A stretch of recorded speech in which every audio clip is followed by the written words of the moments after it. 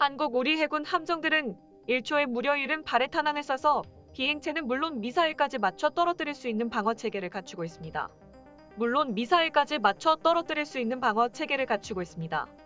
그동안 이걸 한 대에 200억 원가량 주고 외국에서 사왔는데요. 이제는 우리 기술로 만들기로 했습니다. 함정에 탑재된 기관포가 공중을 향해 화염을 내뿜습니다. 날아오던 전투기가 방향을 틀어 이리저리 피해보지만 역부족. 결국 격추됩니다.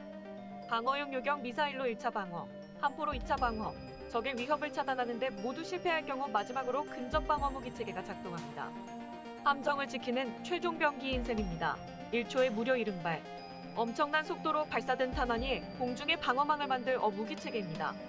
현재 우리 함정에 탑재된 근접 방어 무기는 전부 외국산. 그런데 문제가 생겼습니다. 네덜란드산 골키퍼는 생산이 중단돼 추가 도입이 아예 불가능해졌고, 덕분에 시장을 독점하게 된 미국의 팔랑스 제조업체는 가격을 계속 올리고 있습니다. 결국 우리 정부는 이 무기를 직접 만들기로 하고 민간 업체 주도로 기술 개발에 착수했습니다. 이참에 성능도 대폭 강화합니다. 30년 전 개발된 기존 외국산은 시속 1100km, 음속 정도의 미사일만 대응이 가능했는데 음속의 4~5배, 초음속 미사일까지 요격 가능한 수준으로 개발합니다. 표적 탐지도 KF-21 한국 전투기 탑재를 목적으로 이미 국내 개발된 전개에 눈, ASR 기술이 적용돼 훨씬 정교해집니다.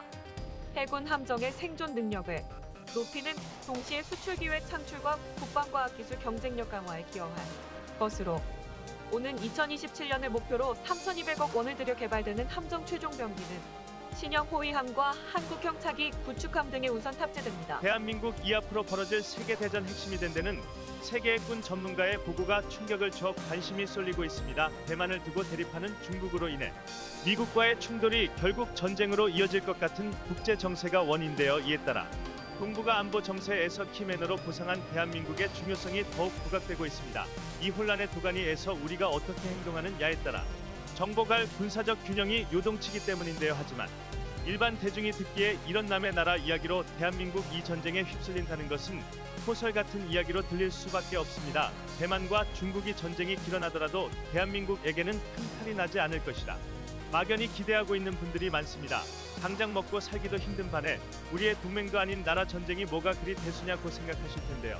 그런데 현실이 그렇지 않습니다. 동북아에서 전쟁이 일어나면 한국이 어떤 움직임을 보이느냐에 따라 전쟁의 승패가 갈리기 때문입니다. 그래서 죽였습니다. 오늘은 동북아시아에서 시작될 가능성이 아주 높은 세계 3차 대전에 대해 지난 11월 1일 중국완 전부 산하 싱크탱크, 그런데 국제관계연구원이 말도 안 된 발언 의뢰 우리 국민들의 바로 중국을 위협하는 한미동맹에게 삼미협력이 큰 대가를 치러야 함을 중국 현대국제관계연구원 칼은 고압적이고 오만한 태도로 유명한 중국의 엘리트 집단입니다. 세종연구소, 국립외교원 등 대한민국의 싱크탱크를 초청해 협박에 가까운 막말을 내뱉거나 우리나라에 와서 행패를 부리는 등 그동안 논란이 끊이지 않은 이들인데요.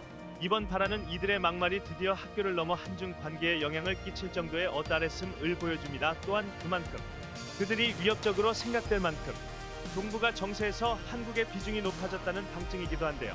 그럼 중국은 대체 왜 이렇게 아나무인 우로 보는 것일까요? 많은 전문가들이 상대적으로 열세인 중국이 수년 안에 전쟁을 일으킬 것이라는 분석을 내놓고 있습니다. 또한 전방위적으로 전 세계 국가들에게 압박을 당하자 중국에 남은 시간이 얼마 없다라고 생각하고 있기 때문입니다.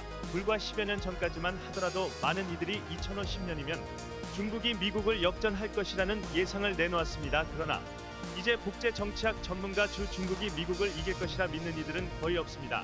현재 중국은 경제 성장률 저하, 연구 감소, 빈부격차 등의 사회 경제적인 한계로 인해 미국과의 격차를 극복하지 못할 것이라는 것이 확실해졌습니다. 게다가 미국이 동맹을 끌어모아 중국 쪽 2기를 본격적으로 시작하면서 세계 패권을 놓고 벌어지는 미국과 벨짓 게임을 하던 중국이 몰락은 사실상 기정사실이 됐습니다. 그리고 이런 상황이 계속될수록 중국의 지도부는 조금이라도 힘이 남아있을 때 한판 승부로 판세를 뒤집어 보겠다는 꼬박꿈 같은 마인드가 될 수밖에 없습니다. 한마디로 구석에 몰린 중국이 미국이라는 고양이를 한번 물어보려 할 것이라는 것이죠. 그래서 전문가들은 짧게는 2년, 길게는 10년 안에 중국이 전쟁을 일으킬 것이라 보고 있습니다. 현재 우리 한국이 개발 중인 채 신무기 드 상당수가 2030년 대전으로 개발이 완료되는 것은 이런 이유 때문입니다. 세계 군사 전문가들이 미국의 동맹국들과 중국의 건국들이 벌이는 전쟁에 대해 예상한 시나리오는 다음과 같은데요. 2010년 대구반 미국이 대만의 여당 급보를 구둔시키기로 결정합니다. 이를 통해 중국의 이하역을 완전히 문제에 초강대국 미국 중심의 세계 질서를 업고하려 한 것입니다. 이에 중국이 크게 반발합니다. 안 그래도 미국 대만 연합훈련을 고깝게 지켜보고 있었는데 대만의 미국 주둔이라는 자신들이 절대 용납 못하는 소식이 들려왔기 때문입니다. 이로 인해 중국 공산당 상무원회와 중국군 최고사령부에서는 중국이 미국에 대항할 역량을 잃기 전에 지금까지 쌓아온 전력을 총동원해 미국과 대만을 제압하지 않은 이들의 주장이 힘을 얻습니다.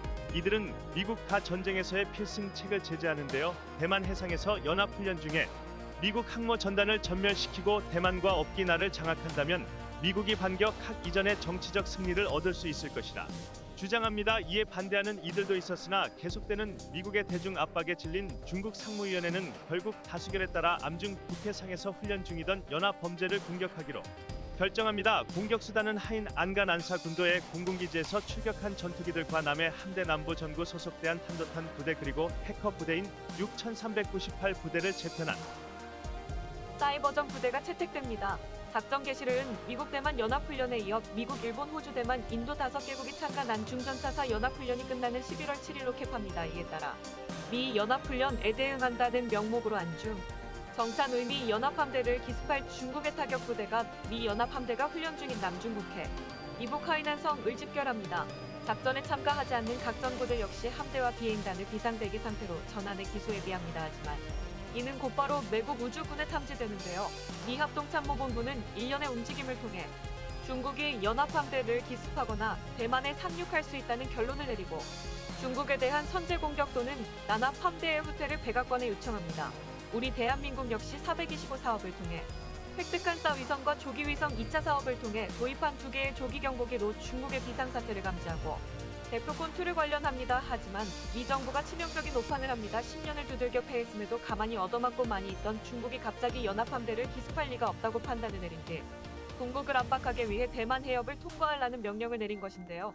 그동안 미국은 세계 절대 강자로 군림하며 저 자신들을 먼저 공격할 것이라는 생각은 꿈도 꾸지 않고 있던 것입니다. 이로 인해 반중 정선에 미국이 일팜대는 중국의 기습 가능성 알고 있음에도 중국의 반접근 지역구에 이투하반으로 깊게 파고 들어갑니다. 연합함대를 전멸시킬 계획을 세우던 중국은 이에 환호하며 연합함대를 포위 섬멸할 계획을 세웁니다. 같은 날 오후 7시 해가 짐과 동체 대만 해협을 향하던 미 연합함대로 액력 아래 대함 탄도탄이 쏟아집니다. 이어 인근에서 비행하던 HB-70 폭격기에서 발사된 공대함 미사일 수십여 발의 미 함대를 방파합니다. 그 결과 중국의 공격을 염두에 두고 있던 미국을 제외한 미 연합 함정 대다수가 엄청난 타격을 받습니다. 호주 해군의 안장급 구축함과 일본 해상자위대의 마야트, 이지삼 영국 해군의인 16혐오의 암인도, 해군의 항목이 그란트 등이 격진되거나 에바당합니다. 뿐만 아니라 미 항모 전단 역시 작전 속행이 불가능한 수준의 피해를 입고 필사의 탈출 끝에 대만 해협을 벗어납니다.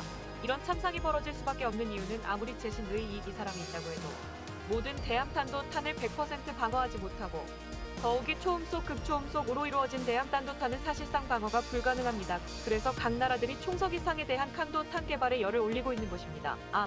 현재 중국은 처음성 미사일의 개발과 실전 배치가 한창이고 극점속 미사일은 둔통 시리즈를 다 업계량에 우터워하고 있습니다.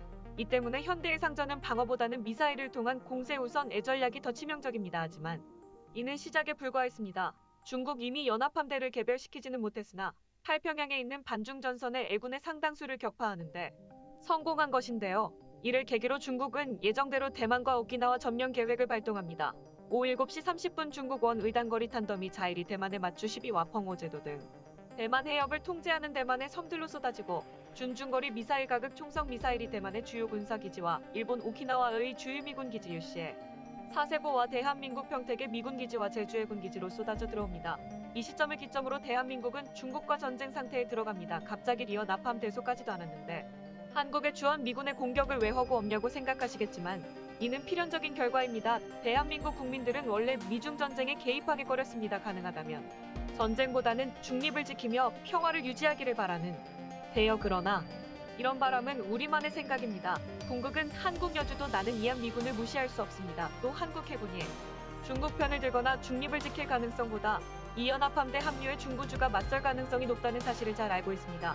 그래서 중국은 한국에서 미군이 주둔하고 있는 평택, 오산, 칠곡 등 미군 시설을 공격한 가동치에 적으로 돌아설 가능성이 높은 대한민국 해군과 이를 뒷받침할 우리 공군 기지들을 공격할 수밖에 없습니다. 이어서 중국 함대가 위성을 요격할 수 있는 고성능 함대공 미사일을 발사. 동부가 각국의 군용 위상을 타격한 가동치에 중국의 사이버전 부대가 각국의 행정망과 인트라넷을 대상으로 사이버전을 시작합니다.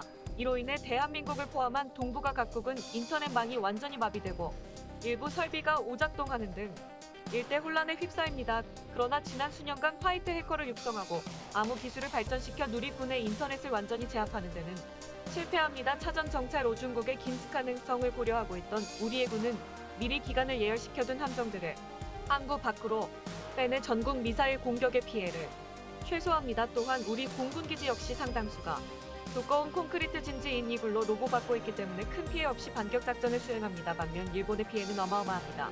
사세보왕에 있던 2호의 대군 주력은 우리 함대처럼 중국군의 기습을 회피하는데 성공했으나 제대로 된 방어 설비가 턱없이 부족한 오키나와 나아 최신 우타바로 기지 등의 공군